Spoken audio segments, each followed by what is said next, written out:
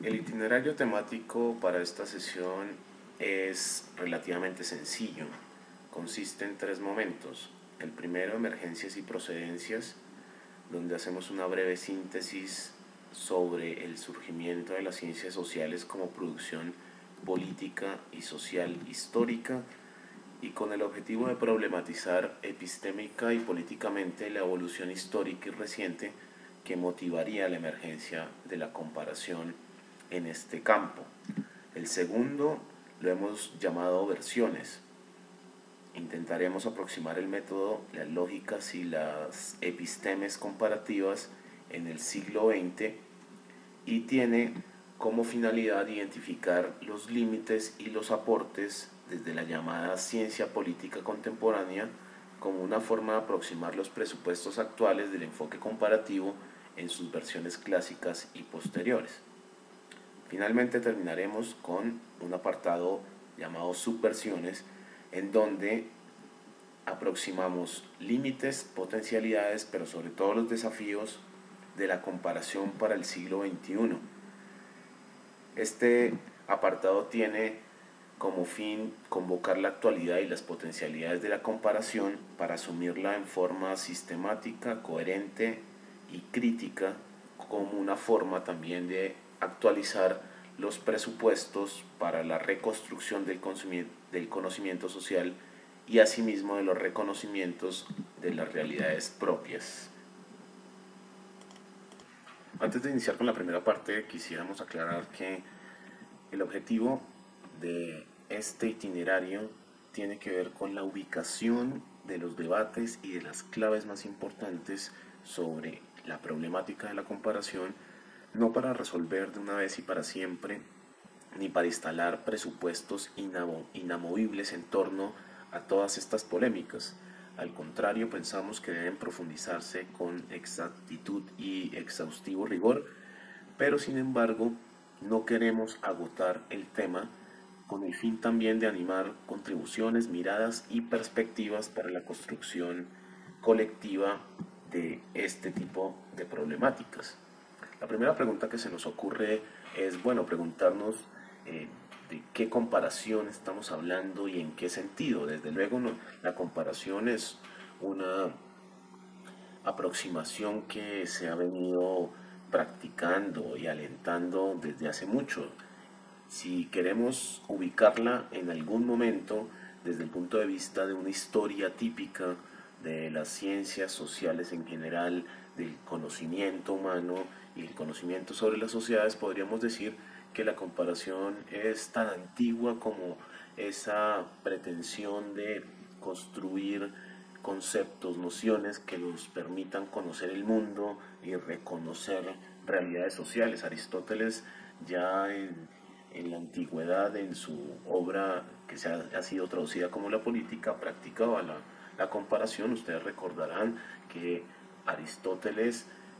conceptualiza la política alrededor también de una comparación entre las distintas constituciones de su mundo en la antigüedad aquea. Con lo cual, lo que nos interesa a nosotros es sobre todo explorar cuáles son las condiciones de posibilidad de la comparación dentro de las ciencias sociales, y cuando hablamos de las ciencias sociales hablamos de una época yuxtapuesta a la otra y que tiene que ver con las estructuras de conocimiento modernos y también las estructuras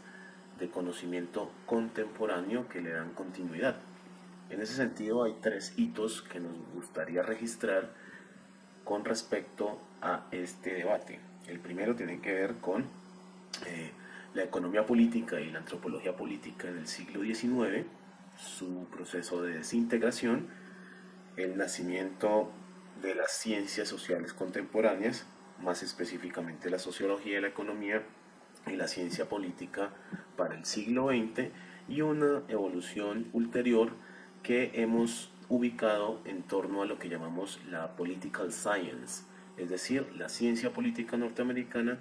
y la denominamos de esta manera para registrar y ubicar su lugar de enunciación, que va a ser fundamental y crucial para desatar algunas cuestiones. Este itinerario en lo fundamental se basa en varios estudios, pero sobre todo en la Comisión Gulbenkian,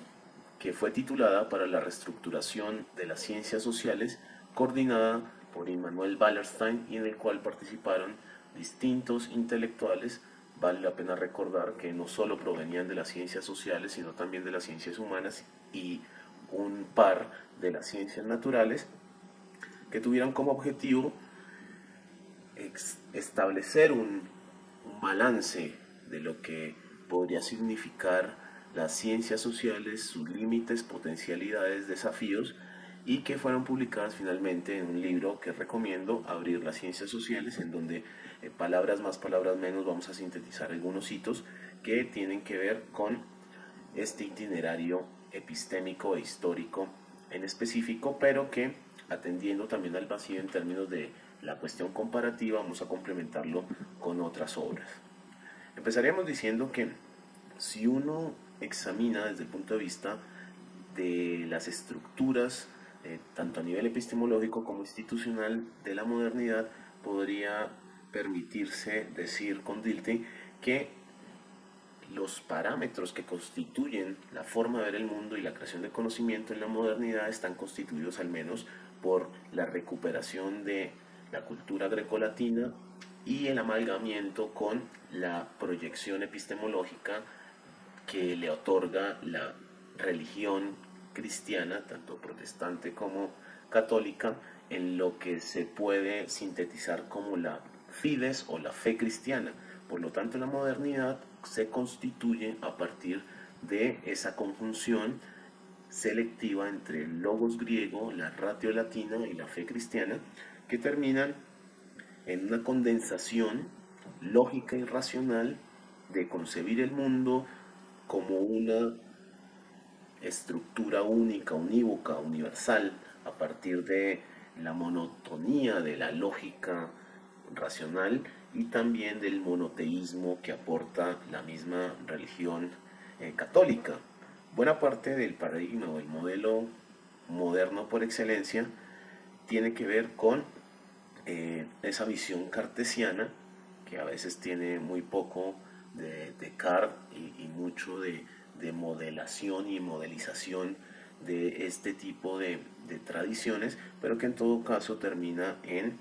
constituir a lo lógico racional, a lo lógico formal, lo racional instrumental como un parámetro inapelable a la hora de interpretar la cosmovisión moderna y sus formas de conocer y reconocer. En ese sentido, en el siglo XIX existió un campo, o lo que también se tenía pretensiones de ciencia, que convocaba a la totalidad social y que tuvo en la economía política un saber estructurado sobre las relaciones sociales europeas por excelencia y que se interpreta como la posibilidad de producir conocimiento sistemático, consistente, útil sobre todas las relaciones sociales. Como contraparte había también un campo en la antropología que se concentraba también en cuestiones que hoy llamaríamos económicas, políticas, ideológicas, religiosas, en una condensación que tenía como campo de observación los fenómenos y realidades extraeuropeas. Entonces había como una suerte de diferenciación en donde la economía política era una ciencia de la totalidad de las relaciones sociales, por eso atendiendo por ejemplo al relato de Atilio Borón, un autor como Marx no puede ser ubicado estrictamente como un jurista, ni tampoco como un politólogo, ni tampoco como un economista, como suele ubicarse la obra de Marx, sino que hay que concebirlo precisamente en el campo de la economía política que recorre desde Adam Smith hasta Marx y que ha sido interpretada privativamente, también sesgadamente, como una cuestión de economía pura o de una economía con algo de política. Planteamos esto porque el nacimiento de las ciencias sociales deviene precisamente en una suerte de crisis y de desintegración de la economía política. Esto no solo por razones internas o externas, sino una conjunción de ambas. En todo caso, las conclusiones socialistas que terminan en el materialismo dialéctico y en el socialismo utópico, es decir, implicaciones sociopolíticas socialistas, en todo caso, de una economía política que en su principio era liberal, llevaron al nacimiento de las disciplinas y al nacimiento de las ciencias sociales para el siglo XX en tres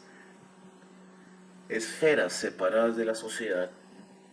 cada una con un saber propio y específico e independiente de los demás, al decir de George Lucas, que recupera el profesor Atilio Borón, pero que también ha sido una narrativa bastante interesante que está presente tanto en Historia y Conciencia de Clase, pero también en El asalto a la razón, dos obras de Lukács, donde se expone cuáles son las condiciones teórico-políticas y sociales de esa desintegración de la economía política. En todo caso, aparecen tres disciplinas, la economía, la sociología y la ciencia política. Las dos primeras acogen rápidamente el empirismo lógico y el positivismo racional como referentes de la producción y construcción de conocimiento científico en una especie de homología frente a los estatutos epistemológicos más influyentes de las ciencias naturales y que certificaban de alguna manera el conocimiento científico en las relaciones, fenómenos y realidades sociales. La ciencia política, por su parte, y a diferencia de la sociología, no alcanzó de alguna forma a sostener ni a establecer ese estatuto epistemológico y será mucho tiempo después, en el periodo posterior a la Segunda Guerra Mundial, cuando este estatuto epistemológico se alcance. De todas maneras, también hay una pretensión de establecer una ciencia política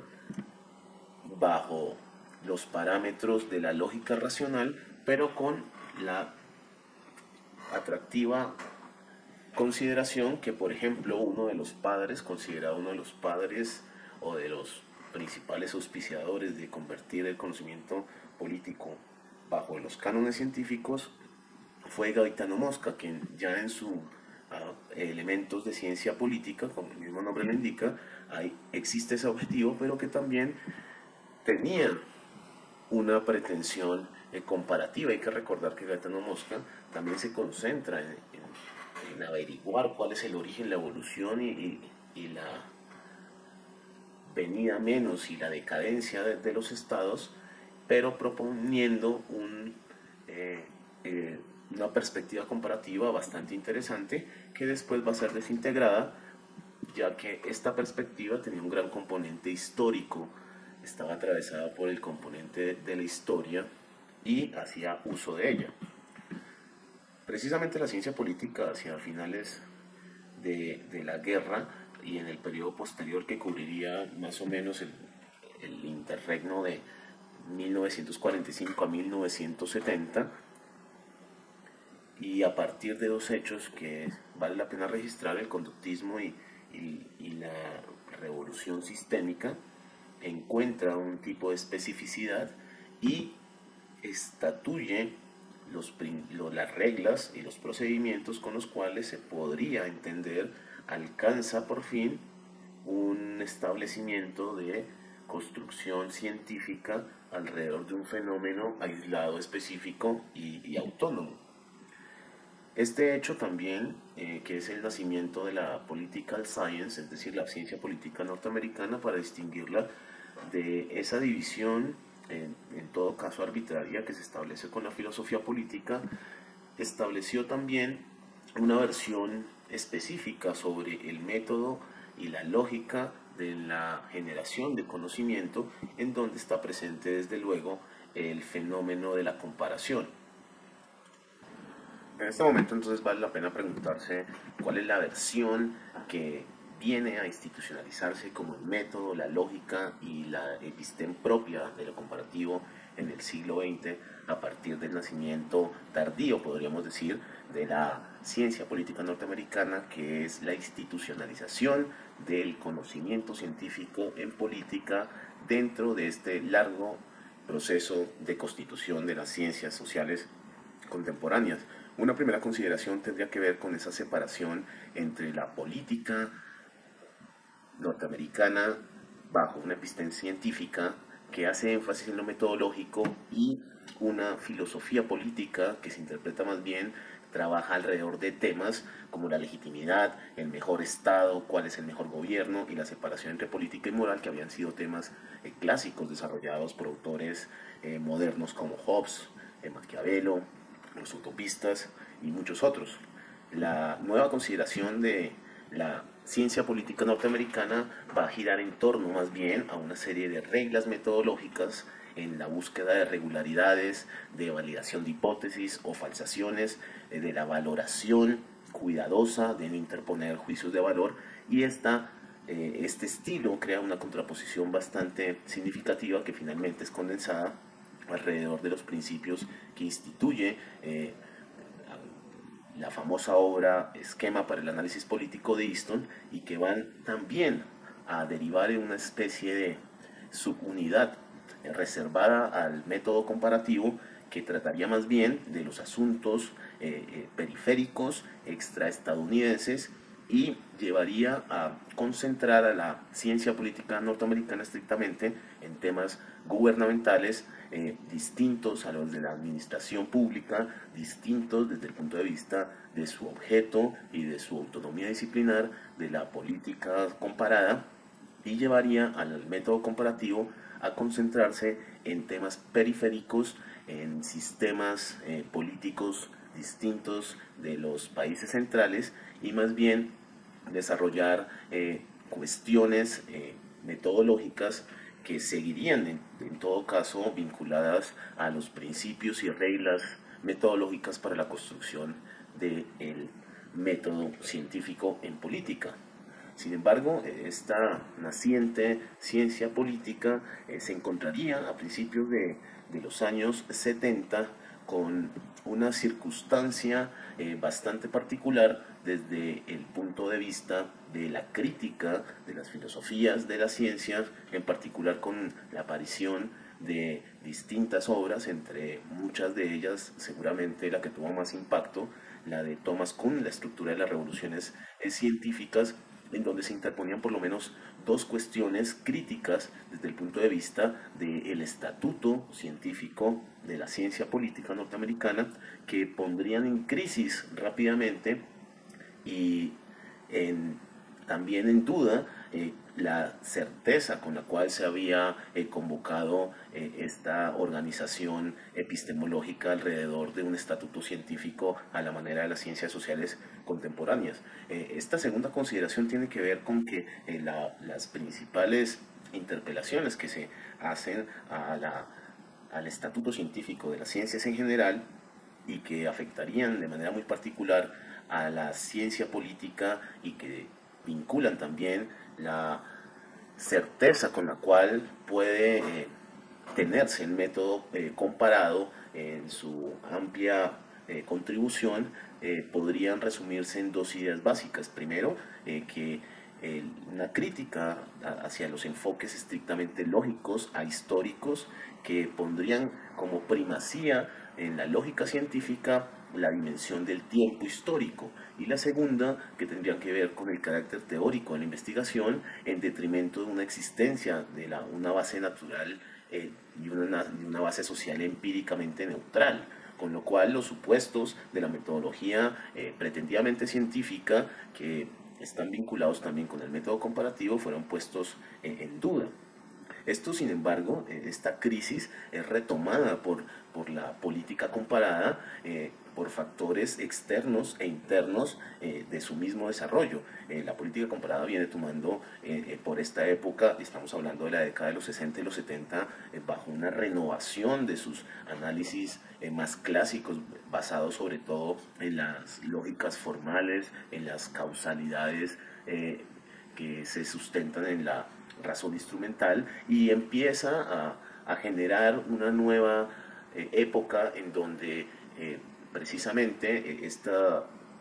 crítica frontal hacia sus presupuestos genera también una serie de nuevos análisis que no solamente se tornan en una diversificación en las décadas de los 80 y principios de los 90, estrictamente temática, con la incorporación de otros campos, como por ejemplo las temáticas de género, como por ejemplo las cuestiones relativas a conflictos sociales que se tenían simplemente como conflictos que no tenían ninguna naturaleza política y que de alguna forma empiezan a rever nuevos horizontes de exploración, pero también, y muy importante,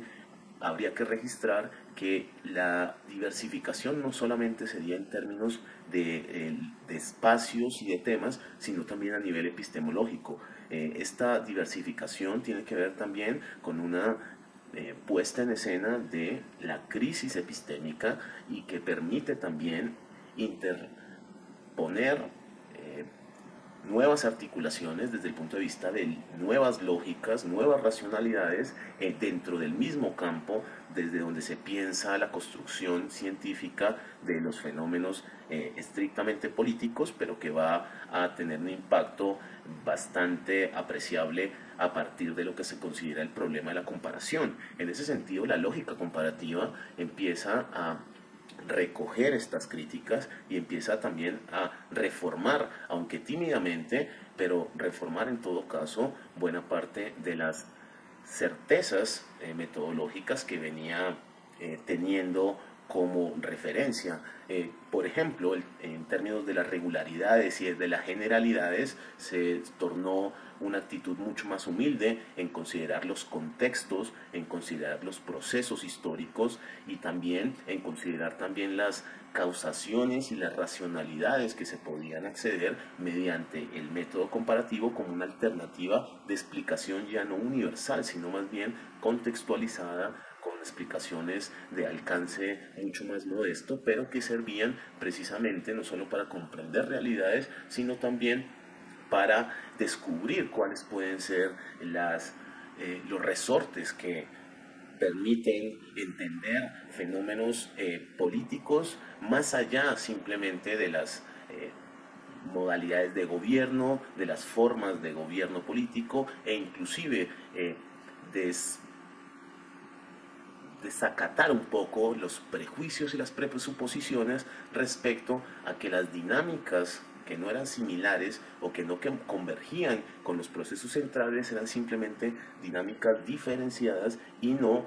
solamente dinámicas que se suponían vestigios del pasado, obsoletas o anacrónicas que debían seguir ciertas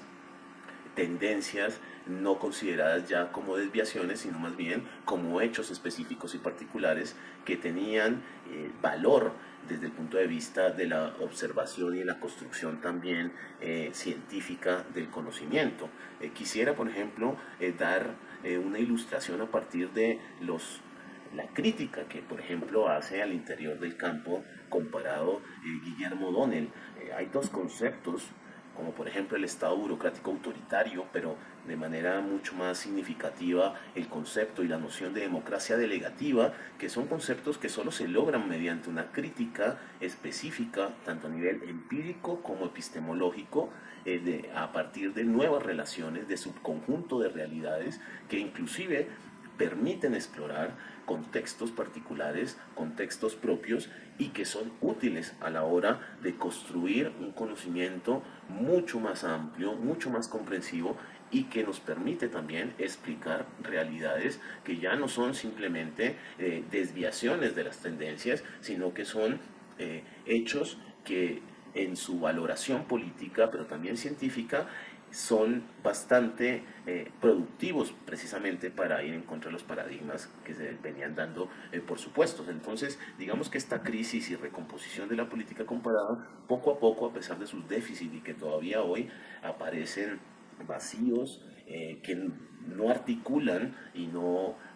permiten seguir profundizando sobre las cuestiones sociales en general, fueron hechos bastante significativos para la evolución propia y la estimación de que la comparación todavía tiene por delante una serie de retos y desafíos a nivel epistemológico, político y sobre todo ético a partir de nuevas investigaciones. Creo que estos dos hechos son hitos muy importantes que hay que tener en cuenta a la hora de hacer un balance actualizado sobre las alternativas, potencialidades y también los peligros que supone hoy por hoy una crítica de el conocimiento científico, específicamente en el campo de la comparación. Precisamente esta tercera parte, que hemos denominado subversiones, atiende a que podamos articular buena parte de las contribuciones y aportes que han hecho diferentes autores que han analizado de una forma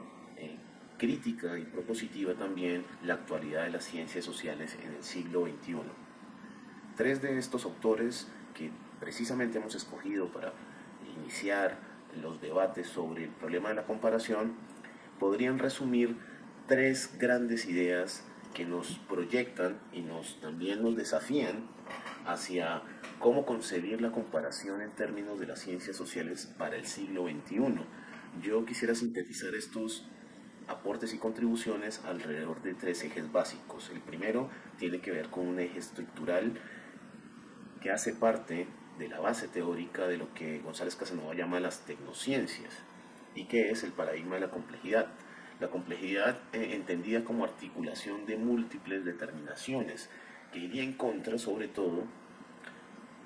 al determinismo y al reduccionismo que había caracterizado las ciencias sociales en general, pero también la ciencia política en particular y más puntualmente los desarrollos que se venían dando en términos de lo que suponía el método comparativo.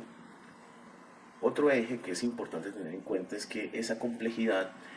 es una de las tantas alternativas y alternativas en tanto podamos recuperar y revalorar el conocimiento autóctono, introducir la historicidad,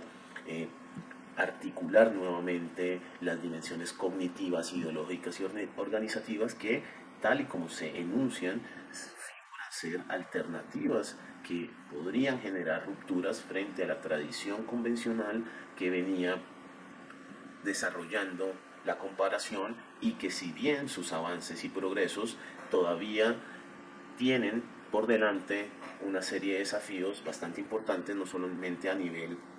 político, sino también a nivel epistemológico y ético, como parte de un proyecto realmente alterno y nativo que nos permita suponer recuperar igualmente el ideal del conocimiento científico y del conocimiento humano como un instrumento de liberación y emancipación sociales. Y esto solo se lograría precisamente a partir de un tercer eje que tendría que ser la crítica y politización en un balance de posibilidades y de límites de la complejidad. González Casanova, por ejemplo, habla de la necesidad de conocer las nuevas ciencias y las tecnociencias, no solamente desde una dimensión erudita o intelectual, sino también como un conjunto de conocimientos que pueden ser útiles para las fuerzas alternativas y para la construcción de poderes alternativos. Es decir, la complejidad tiene un horizonte liberador que permitiría reestructurar no solamente las capacidades de pensamiento y de construcción de saberes, sino también estaría asociado inmediatamente a la reconstrucción de contextos específicos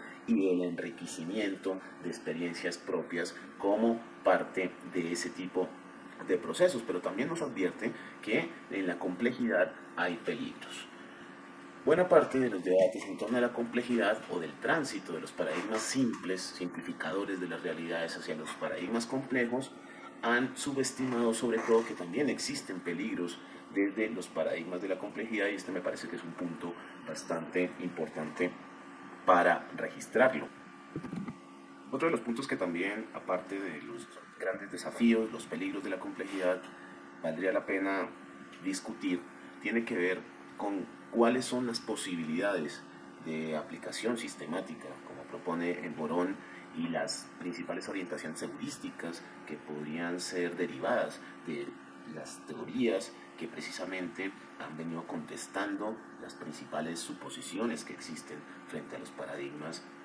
de la ciencia en general durante el siglo XX. Una de las dudas que expresa Borón en su texto es si existe una especie de realidad concreta y de posibilidad real para que estas herramientas y estos aportes puedan ser sistemáticamente articulados dentro de las explicaciones y también de las transformaciones de los procesos sociales. Morón, por ejemplo, en el texto, un texto de principios de la década del 2000, todavía duda y es muy eh, desestima buena parte de las contribuciones, no tanto por su valor específico, sino también por cuáles son las articulaciones puntuales que se pueden y las conexiones reales que pueden tener este tipo de implicaciones sociales, medioambientales, económicas y hasta biológicas de esta nueva visión del mundo. Ante esto, valdría la pena proponer otro ejemplo que está, digamos, en las antípodas a las ilustraciones que hicimos con O'Donnell, partiendo de la propia historia de la comparación como método en el campo de la ciencia política. Pero si quisiéramos interponer algunas objeciones frente a a la falta de optimismo de que pueda ser un horizonte liberador más allá de tener precisamente los peligros en cuenta, interponiendo una politización crítica de estas nuevas contribuciones, podríamos,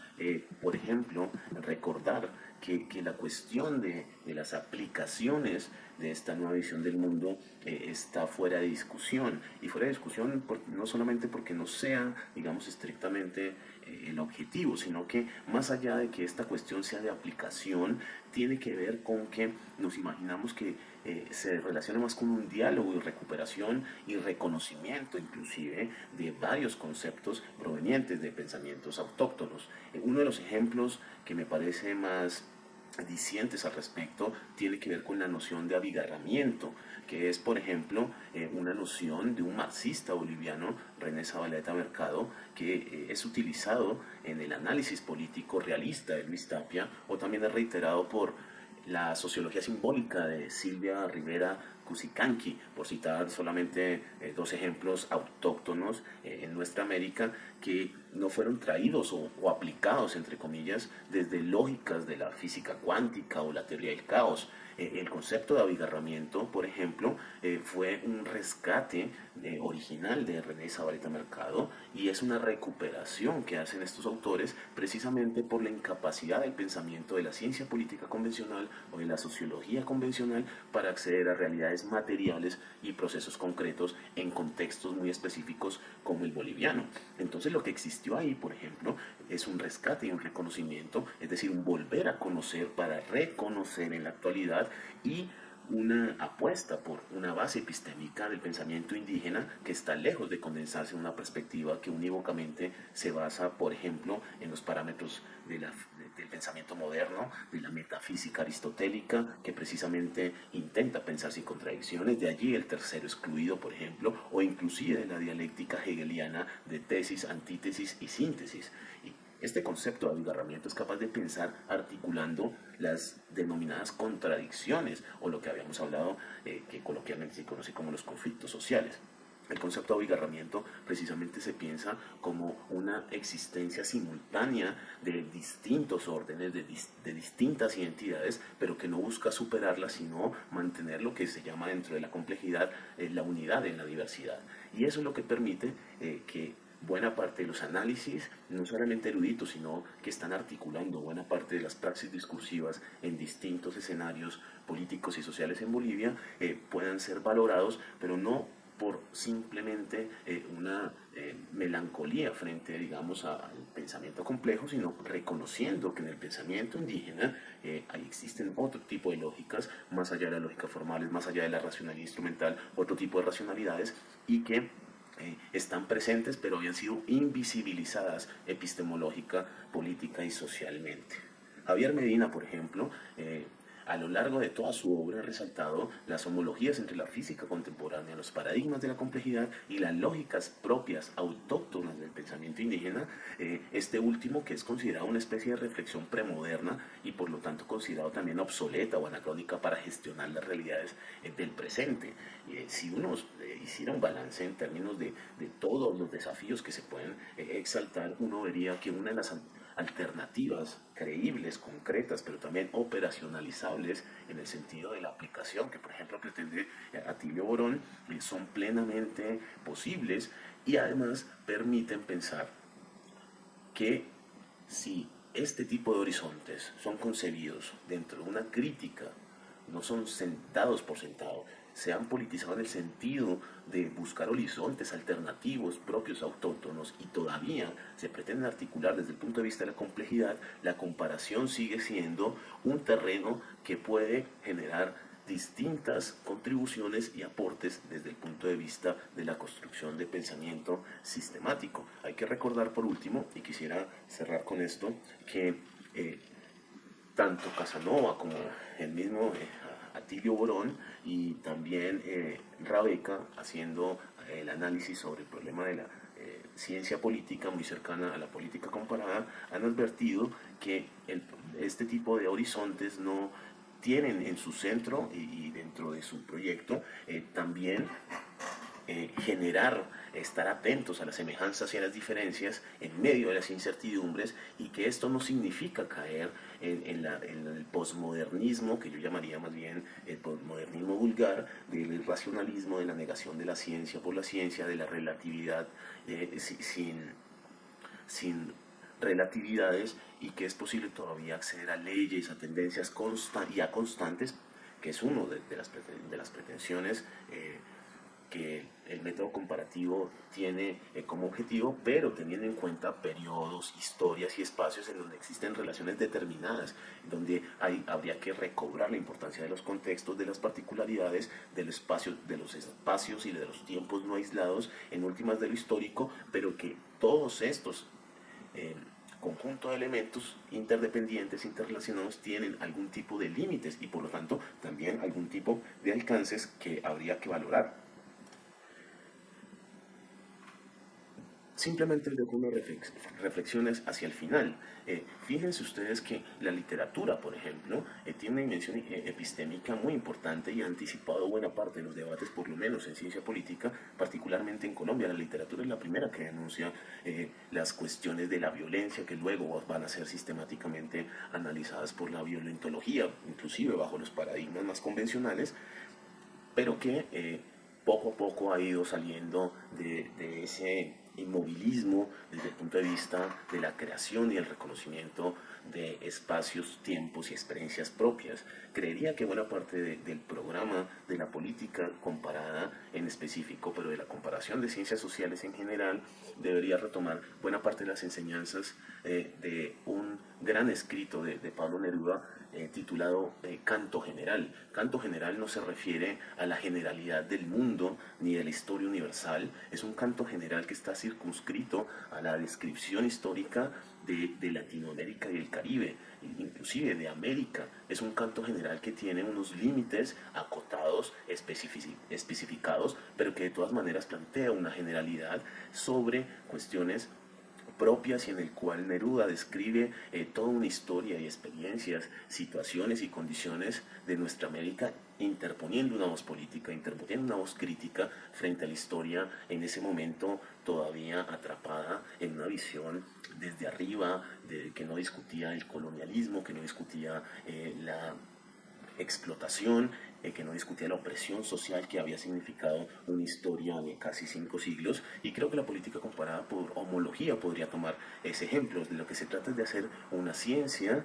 compleja que pueda articular en una cabeza bien puesta, crítica, autóctona, y que atienda sobre todo a nuestras particularidades y singularidades, con el fin de ir